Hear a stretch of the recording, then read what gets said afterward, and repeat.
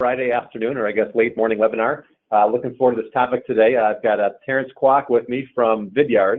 Got to know Terrence recently over this really amazing company up in Toronto, not too far from us, based here in Detroit. They're doing some really incredible things, and we certainly have a very aligned view of how to really run a modern sales organization, not just the way we run our own teams, but all that we learn about all the other companies out there that both of our companies collectively work with. So our topic here today is on three strategies to improve sales productivity. I think it's a topic near and dear to a lot of people's heart. And so what we're going to do here is we'll do some quick introductions for myself, and I'll let Terrence introduce himself. We'll quickly review the agenda, and we will we'll run through our thoughts, and then there'll be certainly time at the end. So if you do have any questions along the way, please submit them, and we'll get to as many as we can. All right, so let's jump in. So my name is Bob Marsh. I'm founder and CEO of Level 11. I've spent my career in sales and sales management. This is my fourth startup. It's the first time running a company, but I've been through all different stages of a business. So early in my career was at Xerox, so I learned like the big corporate route. I was at a small startup with just a couple people where I'd go out and sell stuff and then come back and have to execute on all of it. And then prior to this, I was with a firm that we grew from 10 people to around 400 people, sold to a private equity firm, and I was able to go through all the stages of growth from early on to building teams, building layers of management, and how to scale the group. So great learning experience, and that turned itself ultimately into Level 11. So we're a modern sales management system, as we like to call it. So we work with clients to identify the actions or activities or behaviors or whatever you want to call them that drive to closing more business. So many salespeople get lost in day-to-day noise, and we help companies identify what are the controllable actions they need to keep them focused on. And then our software keeps that front and center for salespeople and for managers, which mostly then drives the ability for frontline managers to be great coaches, run all their one-on-ones through our software, team meetings, and most importantly, keep everybody aligned. So we've got hundreds of different teams that are using Level 11. These are some of the logos you see at the bottom. We're very proud to have these clients and many others. And we work with companies big and small because the problem remains across any size company that need to drive maximum productivity and focus. So with that, I'll hand it over to Terrence. So Terrence, thanks again for having us. Why don't you provide a little introduction to yourself and to Vidyard? Yeah, definitely. And thank you so much, Bob, for having me on the webinar today. So hi, everyone. I'm pretty much on the opposite end of the spectrum in terms of experience when compared to Bob. So honored to be here and be presenting along with him. I've actually only been in sales development for the last 3 years. Prior to that, I was doing the whole audit gig over at one of the big 4 accounting firms. So I made a drastic change 3 years ago. I started off as a sales development rep over at Vidyard, cut my teeth in prospecting and learning how to grind through that role. And then with the growth of our company, moved into a manager role shortly after that, and have been managing our team since then. Over at Vidyard, we have both an inbound and outbound function in terms of sales development. So I've had a little bit of experience in both sides of the business. In terms of Vidyard, we're a video platform for business. In a nutshell, we help companies drive revenue and improve performance through the strategic use of online video. So over on the next slide here, you'll be able to see where we kind of help out on companies. So we largely started off as a marketing platform at first, but have since expanded. We are now moving into the sales organizations, which we'll talk a little bit about today on this webinar, using video to reach out and to work with your prospective and existing customers, as well as both on the internal communication side, so enabling employees to communicate more effectively using video, as well as support teams to help drive customer happiness using video content from both a full service and self-service standpoint. Working with a wide variety of companies. Here are some few that we're proud to call customers, and looking forward to diving into this topic today. Great. Thank you for the background. It certainly helps set the tone here. So this is the agenda that we're going to quickly hit on today. So first, I'll share some general perspective about what's going on in the world of modern selling. Talk about the importance of empowering sales leaders with actionable insights, which is our productivity tip number 1. The second one is how do we engage buyers with dynamic content? And this is something that Vidyard is just a bullseye expert at, and I love kind of some of the stuff that they're doing. And then lastly is how do you reinforce those critical behaviors that you really need through effective sales coaching? So to jump right into it, we've got a new generation of sellers. I mean, I think everyone understands that the buying process is very different than it's ever been before, in terms of the way people buy and the research they can do and this sort of thing. So, but if also you look at the actual sales people, they've got a different view of how sales works than maybe some of their managers or executives do, because the world that those executives lived in when they were selling is just so radically different. So today's sellers are used to having technology and access to data and answers and any kind of information that they need. They're also very distracted, so it's easy to get distracted in today's world when you've got mobile phones coming at messages coming at you, social media. It's just the way we function, and I think we need to embrace this and also figure out how do you use it in a way to leverage and drive focus. The other thing is that with so much data out there, it gives us more information to help coach and direct people. And really, the modern sellers are looking for and frankly craving structure, direction, and hands-on coaching. So it's a great opportunity to finally do kind of some of the coaching and sales management development that a lot of people have always wanted to do. Also, if you think about that there's new frontline managers, as there always are. These sales managers are vital to any company's success. I think companies oftentimes spend far too much time thinking about how do I improve the frontline seller's experience, but really the manager is the one that makes a difference. Now these managers are often former top successful salespeople who have the instinct to be successful, but now they're moving into a management role and they realize that not all these salespeople are like I am. And so they're trying to figure out, how do I manage to these different styles and different approaches of salespeople? Also, many of whom need help. They need coaching, they need direction on the best way to connect with a buyer, connect with a prospect, and move something through the sales process. And so, again, things that are natural to some of these managers are unnatural to the majority of sellers. And that's the goal of the managers. How do I drive that right stuff, right behavior? So we've also got amazing technology that's available to us. And the whole idea is it allows us to do more with less. So we do more with less, we can drive productivity and output from our team. But the other part is that we're, in many cases, we think we're buying silver bullets because they say that's going to be the answer. And I think we all know there are no silver bullets. So unfortunately, many of those investments resulted in not getting the result that they wanted and can sometimes create more confusion. So the key is to make sure that you're really thinking about the buying experience, the sales process, and to not miss on the fundamentals. And too many companies are just missing on the basic fundamentals of what it takes to sell in today's world. And a lot of this is not as complicated as we often make it. So I'd like to kind of step back for a moment and kind of look at, before we get into our kind of first tip here, is to look at and contemplate how you run your own sales team, your own processes. So this is a visual of how what we normally see out there. So a company goes through phase one, which is the planning. You define your sales goals, you define your expectations around whether it's activity or pipeline or whatever it might be that you expect the action side of it for your sales reps. And you do this in Excel and it costs money because it's people's time, that sort of thing. Well, so you define those objectives. Well, then you move into, we've got to have reporting and analytics to monitor how are we doing? Are we on track with those objectives? Are we uncovering any insights that tell us we need to change something? And so this information and this data is very important. You need it, but costs money. You got to have systems to do that. The other part of it is that you want to automate steps. You want to do things faster, dial the phone faster, get content out faster, make it easier to get the right content in front of the right people, configure your quotes faster, whatever it might be. And this is largely the sales technology space that everyone's very familiar with. And that starts adding up the money you're spending on your team. But what often gets missed is the last part, which is getting people to take action. And so, this is where people, like right now, while we're on this call, you've got all your salespeople. So let's just, the payroll cost of all those people is your biggest investment that you've got.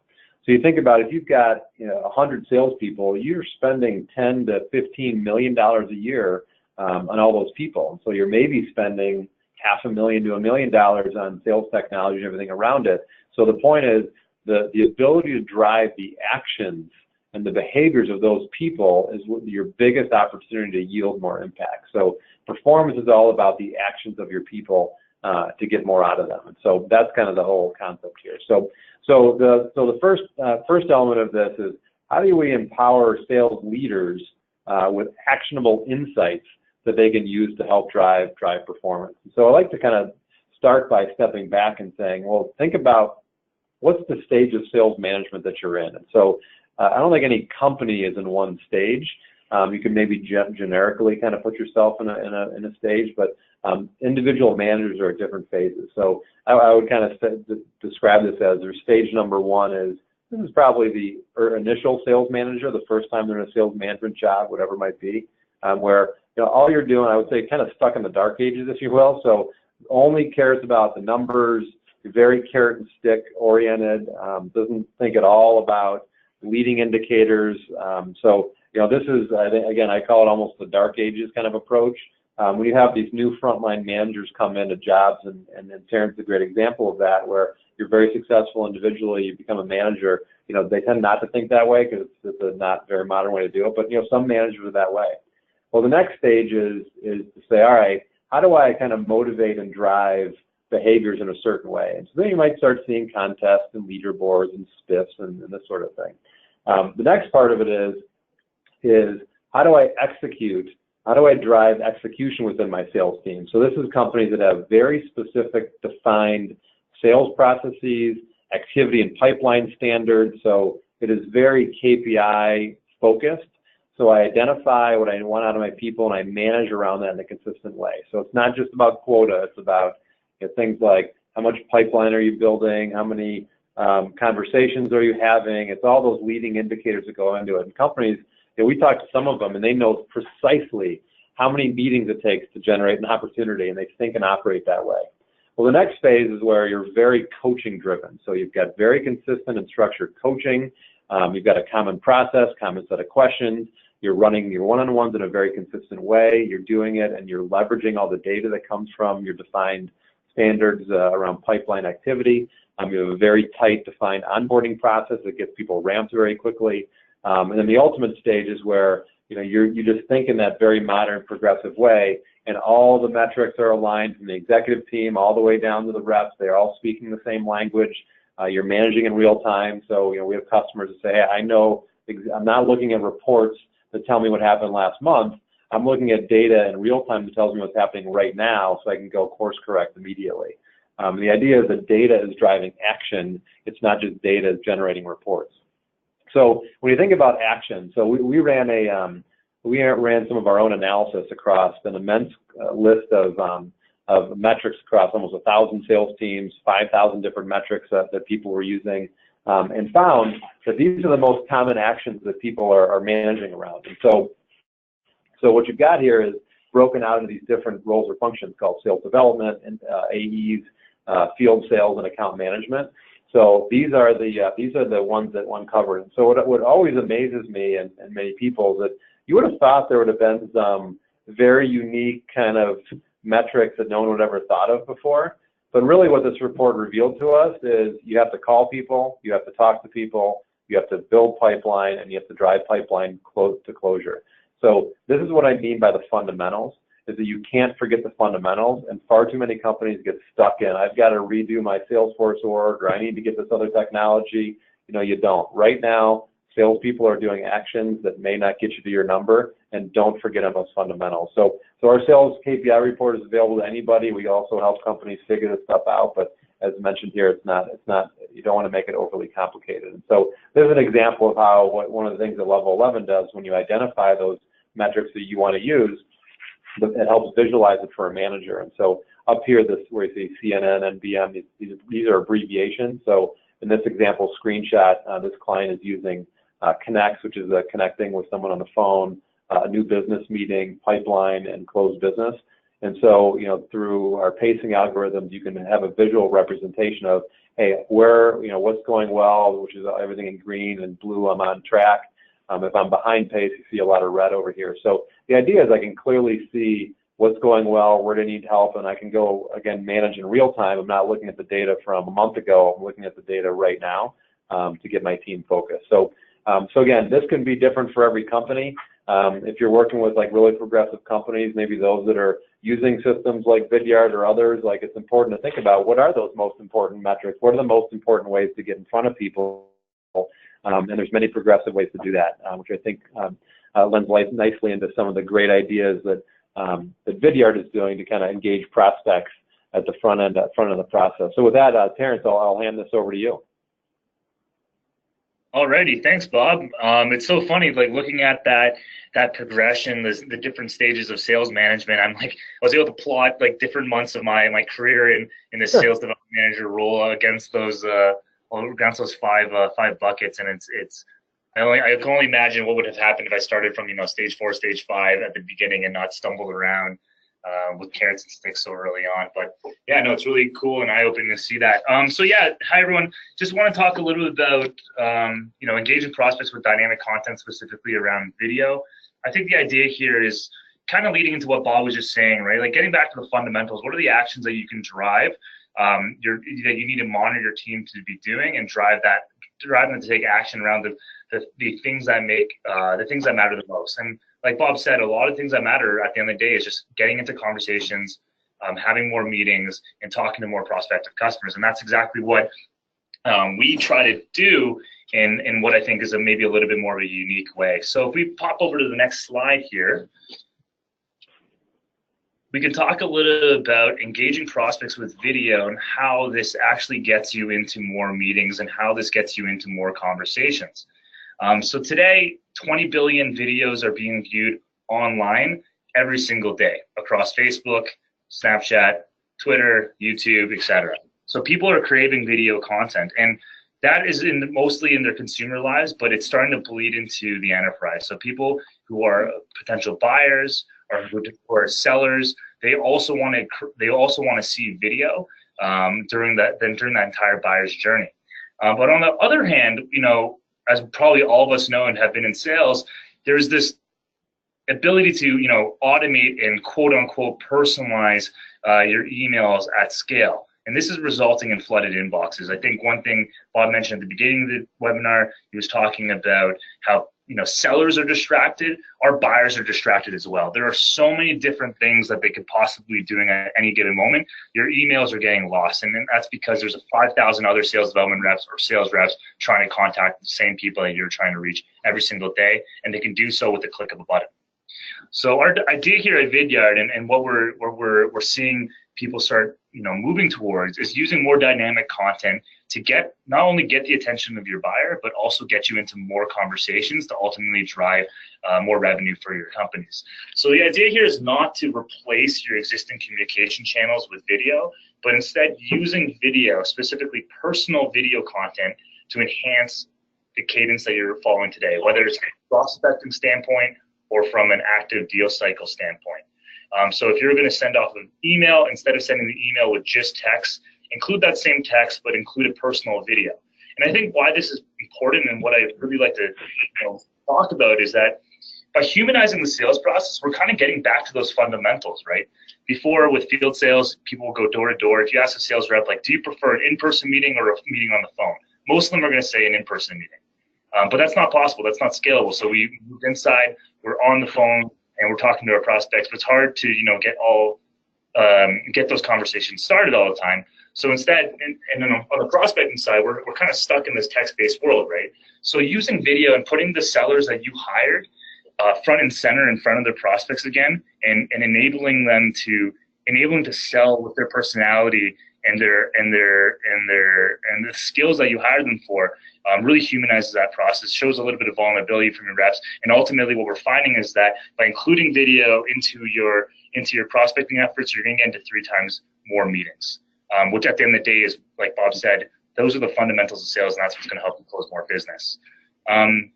So that's a little bit from the prospecting side. Let's talk about the active sales cycles. How do you get your reps using video in their sales cycle effectively? So if you ask any account executive today, how many of them would raise their hands if you painted the following scenario? You just got off an amazing discovery call, your champion's fired up, they're ready to buy. All they have to do is go tell their boss or tell the other people internally about your product, get them bought in, and then schedule the next call to get things wrapped up, right? That happens all the time. You get off a discovery call, you're fired up, you're putting that into your commit, and you're ready to go. The problem is, like many sales reps experience today, a week later, that prospect goes dark on you. They're no longer returning your calls. You have that amazing discovery call, and now they seem to be no longer interested. And then, if, a couple months of chasing them, they finally let you know, this is no longer a priority. And I think it's weird because we expect our buyers and our champions to be able to sell our products internally to their stakeholders after one discovery call, when your sales reps have gone through months and months of training, onboarding, and have learned your value proposition, right? So using video in your deal cycles really helps you avoid that broken telephone, and it enables you to control the message. So instead of sending your champion off to the team to sell your products internally, instead you can now be selling that product directly to them through the use of video, enabling your champion to take that video, a personal video message, and share it across the team and across the different stakeholders, ultimately helping you get into that next meeting, into that next call with all the stakeholders that need to be involved in the deal. And what's interesting with video specifically, and this is where it comes down to insights and really about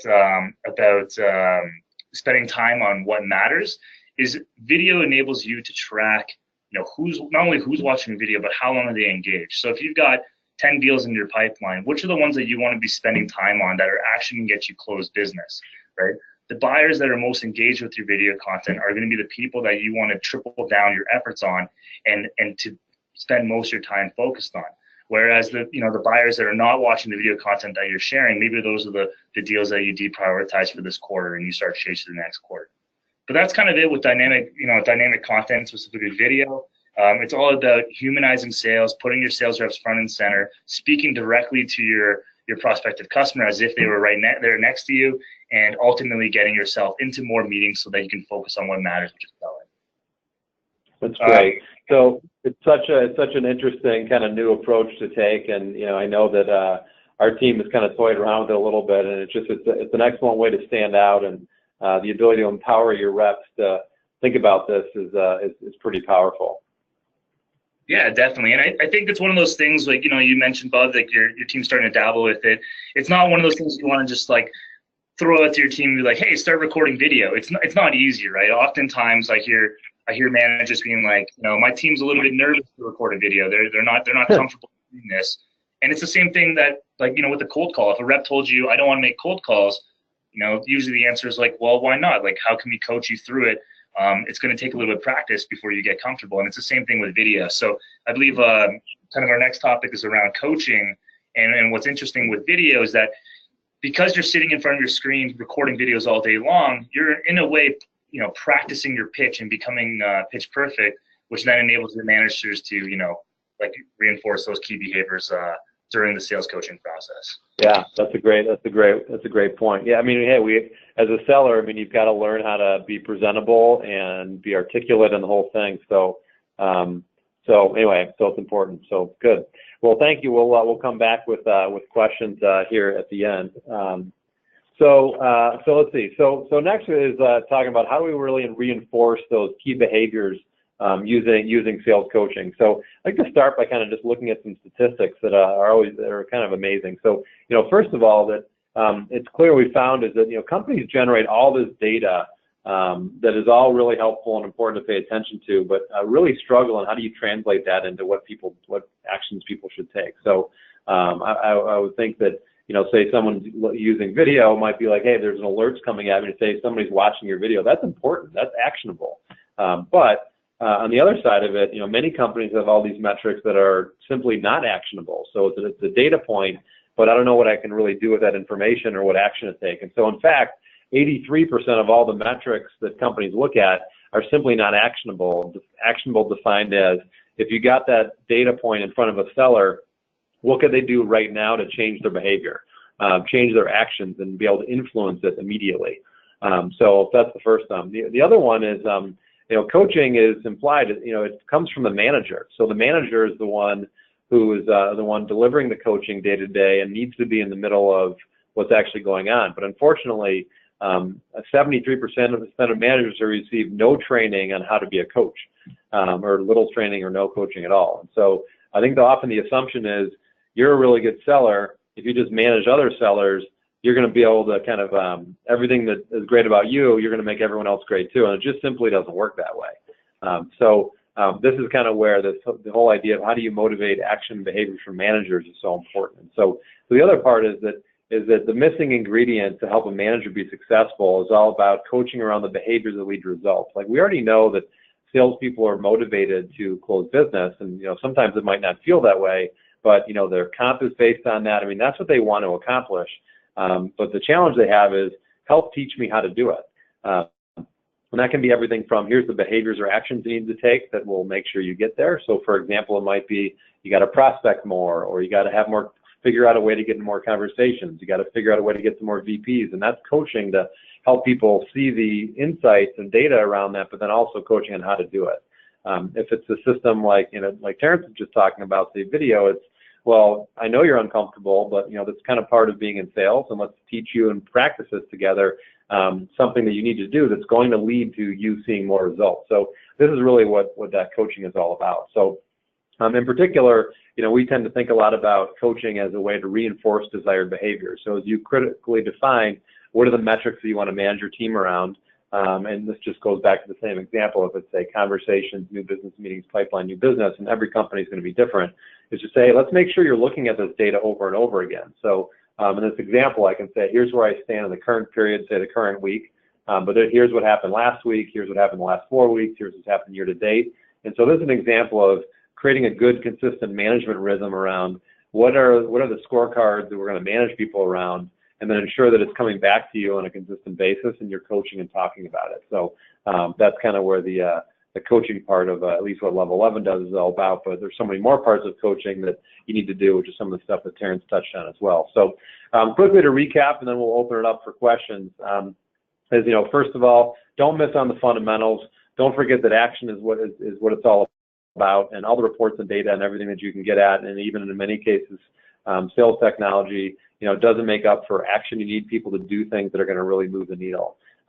Second is to really ponder and think about what stage of sales management is your team in, or your different managers, and figure out, how do I progress people through the stages? It's tough to go from stage 1 to stage 5. You're going to work through some of these phases, and that's okay.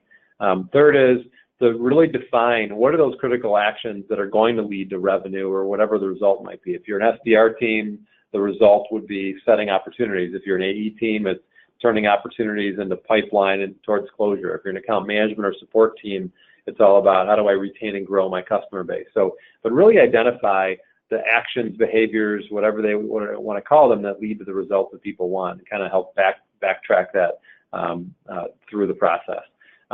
Next is create a buying process that engages prospects with content. So this is a lot of the stuff that Terrence talked about. I love the visual on the screen of with the little whiteboard and with a person's name. So it is a great way to engage someone in a very unique way, instead of just banging on the phones all the time and sending more templated emails, or even the way Terrence put it in quotations mark, personalized. Like, people don't take this seriously enough. So it's all part of good solid selling. And then lastly, just reinforce the things that you want to see over and over and over again with good, solid, consistent coaching. So that's all we have for today in terms of the slides that we put together. But with that, I think we will open it up for questions.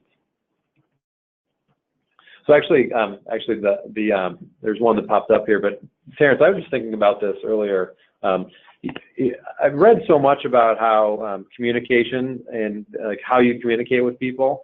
And I don't remember the stats off the top of my head, but it's some alarming number is nonverbal communication, right? So in the old days where everything was about when you're in person, we learned, early in my sales career, we learned very carefully things like how do you dress and posture and how you walk into a room and your voice inflection and all this kind of stuff, that you're looking people in the eye, like shaking with a firm handshake, like all this kind of stuff that was the nonverbal. And I mean, the numbers are something alarming, like 80% of all communication is nonverbal. So in a modern environment, when so much is over the phone and over email, you're missing 80% of communication. It seems like you guys helped fill the gap a little bit because you had a video element to it, but talk to this topic. I think it's an important one, just communicating one person to another. Yeah, definitely. I also had that those numbers on a slide somewhere else where I've talked about this in the past. Like, it's something like 80%. Sure. body language, 10% is like the tone of your voice, and then 10% is the words you're actually saying, or something along those lines. But yeah, no, I think like adding video really enables you to kind of show the prospect, you know, who you are, and communicate them, and actually show the enthusiasm, right? Like a lot of salespeople talk about, you know, I want to sell a product that I'm actually passionate about, but that passion is really hard to let that passion is really hard to show in a text-based email. So kind of by using video in your prospecting and in your deal cycles, you can now connect with your potential buyer in a much more unique way, and also show them that like you believe what you're saying, right? Like you're not just sitting back and firing off templated emails, but you're actually excited and enthusiastic about understanding their needs and helping them accomplish their goals with whatever product you're selling. So yeah, like I video is a great way to do that. It's also one of the most challenging things to work on when you first move into this world of video selling. Most of our reps, most of my team before Vidyard, like their exposure to sales would have just been on the phone, right? So you can have your feet up on the desk and be leaning back and having a conversation with somebody. No one's going to know, but now you got to sit up straight, like you said. You have to smile. You have to make eye contact. In the case of video, you know, looking directly at the camera instead of looking down at your face or looking above or elsewhere. That's a new element that takes a little bit of practice and coaching to be effective at and get your team effective at. Yeah. Okay. All right. Cool. All right. So let's see. So questions from the audience. So let's see. How can Level 11 help me get from stage 1 to stage 5 of sales management? And Terrence, you commented on this a little bit earlier, so feel free to add anything. So in particular, I think that the first step is just defining kind of the phases a bit. And so, you know, it's not perfect, but, you know, figure out what are the different stages of management that you're in. I mean, the way that we do this is, you know, we first want to understand at the executive level, like what type of organization do you want to build first? So, you know, where do you want to be is important. And then from there, the important part is to work with managers to understand what are the important measures or metrics or actions that you want to get your sellers to be taking. And so when companies come to the realization that you know, maybe they're making things too complicated and they need to say, how do I reverse engineer my sales process? You know, say, hey, if I want to close this much business, you know, let me backtrack that. Based on an average deal size, it's this many individual wins. In order to get that many wins, here's how many proposals I have to send. In order to send that many proposals, here's how many opportunities I need to identify. If I want to identify that many opportunities, how many new business meetings do I need to have? How much prospecting do I need to do? And so that is not a complicated process, but many companies, again, get lost in the day-to-day noise and don't think about the basics of that. And so the first is if you can get a management team to see and buy into that, knowing there's, of course, nuances, that's key. So from there, then you can kind of work with managers because they'll understand that, and then you can enable them with technology and data and scorecards and coaching capabilities that allow them to move through that process. So that's the main way that we do it. So let's see, Terrence, I got a question for you here. So how long should a typical video be in order to keep the prospect engaged the whole time? Is there a call to action? And then second part of that question is there a call to action? Yeah, so video length is something worth considering, and it changes depending on what part of the sales cycle the prospective customer is in. What we found through our data was initial touch. So if you have not made contact, you've not had a scheduled meeting with the prospect, you should be keeping your videos 60 seconds or less, right? People are incredibly distracted in this Snapchat world where they could barely, you could barely keep their attention for 10 seconds. So in a sales context, keeping your prospecting videos to be less than 60 seconds will be best before you connect with them. From a call to action in those prospecting videos, there's one or two ways you can do it. The first way is you leave the call to action in your email, because at the end of the day, that's where the video is being delivered through. So you're still asking for the meeting or sticking to best practices. The second way is include your calendar at the end of your video. So with the video platform like Vidyard, you're able to embed, your calendar like Calendly or Chili Piper or HubSpot's calendar directly within the player. So what you're doing is you're helping them continue through that customer journey. So they watch that video, it, instead of fading to black, it fades to the ability for them to book a meeting directly with you then and there. When you get into the deal cycle, most of our account executives are using video to recap calls. So maybe going through a sponsor letter, but in video form, or walking through a proposal. At that point, depending on how engaged your buyer is, you can go a bit longer with your video. A recap video might be 90 seconds in length. A proposal walkthrough might be anywhere between 3 to 5 minutes. Yeah.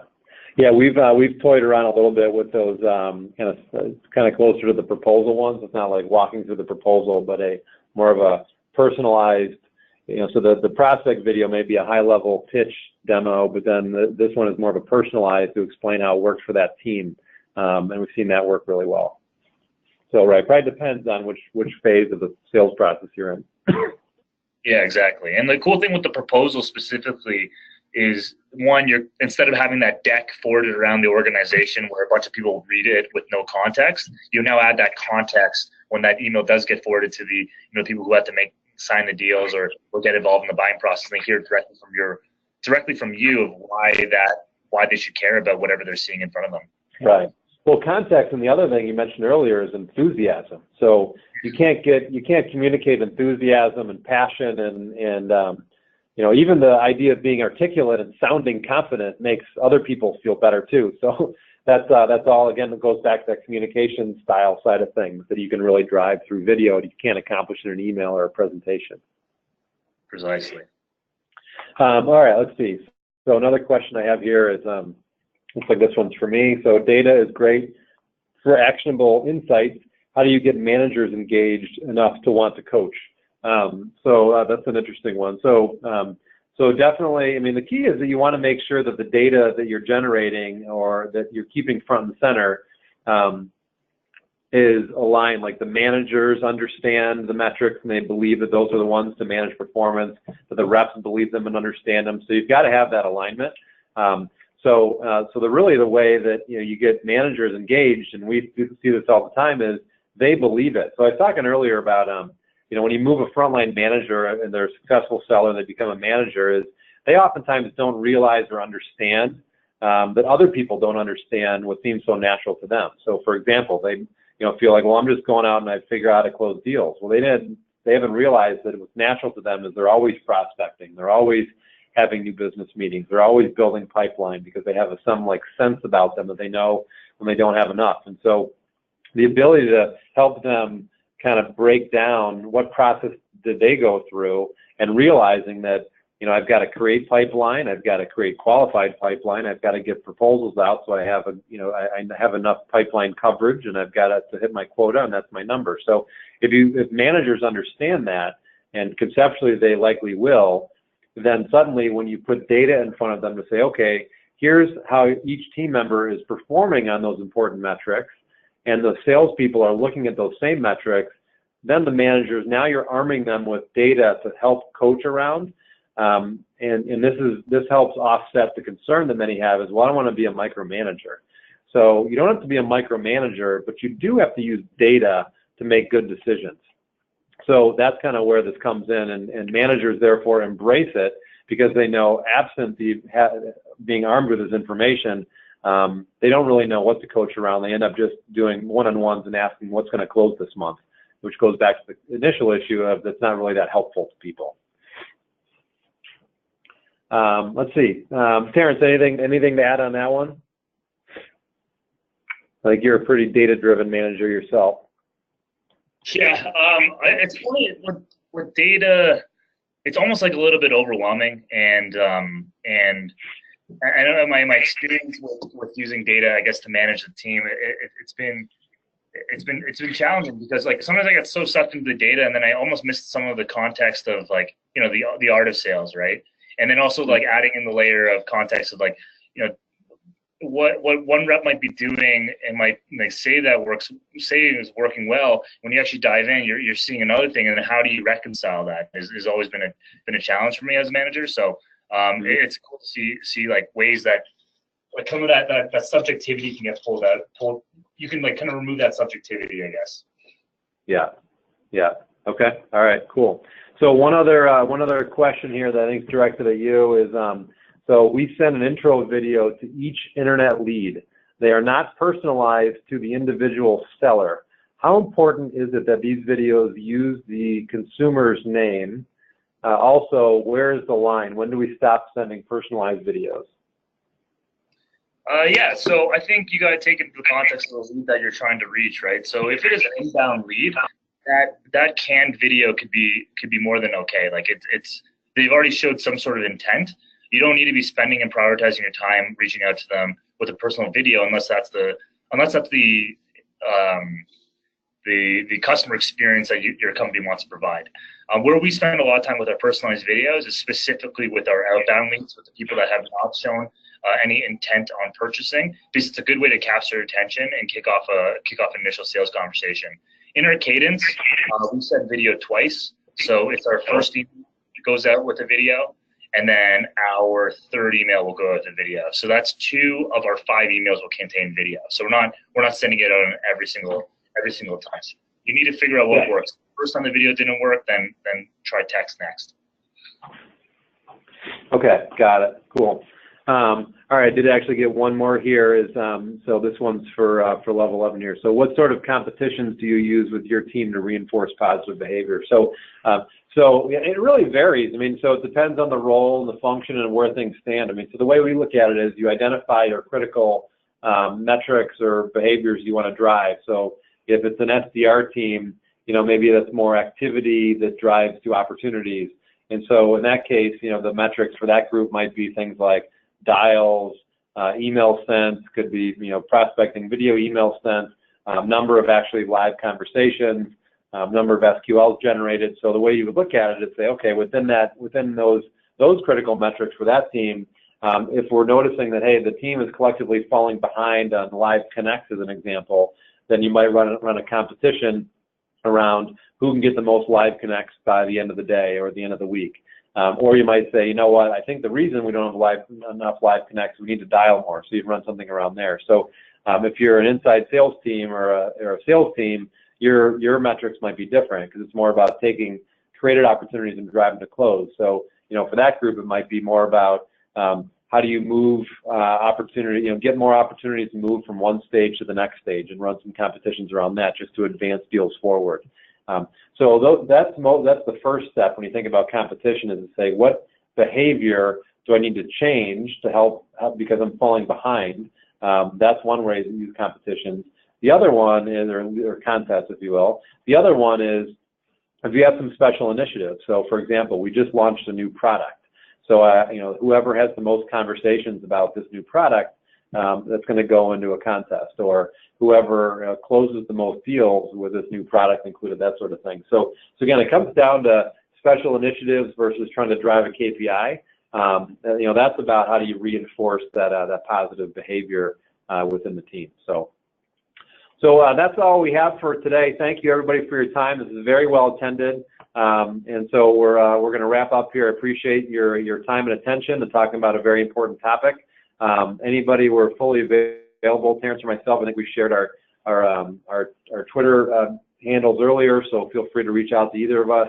And I think both of our companies are respectively happy to answer any other individual questions for you as well. So thanks again, happy selling, and have a great weekend. Thanks, everyone. Thanks, Bob.